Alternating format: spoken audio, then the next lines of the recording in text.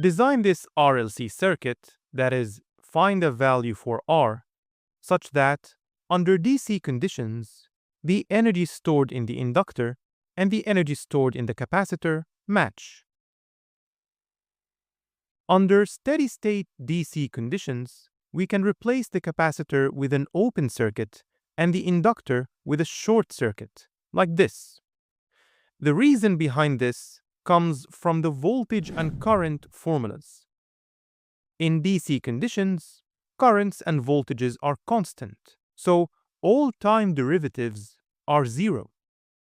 A current of zero is an open circuit, and a voltage drop of zero is a short circuit, and this explains the simplification we made.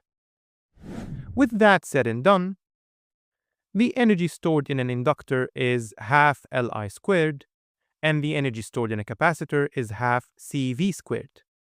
Let's label the current through the inductor I, and the voltage across the capacitor V. Remember, the inductance was 4 millihenries, and the capacitance was 160 microfarads.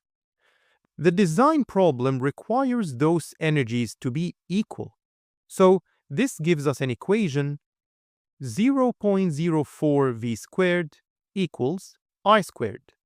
So let's analyze the circuit, find V and I in terms of R, and then solve for R from that equation perhaps.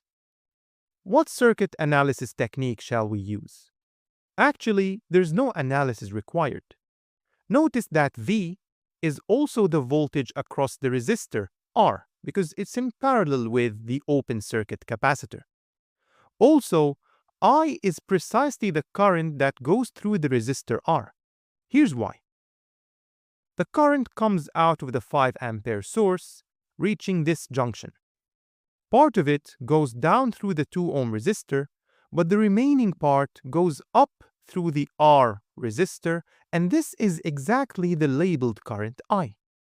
So, by applying Ohm's law, we see that V must be equal to I times R.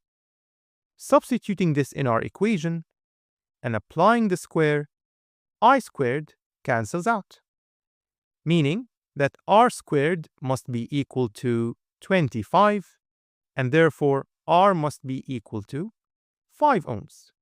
And with this, our design is complete.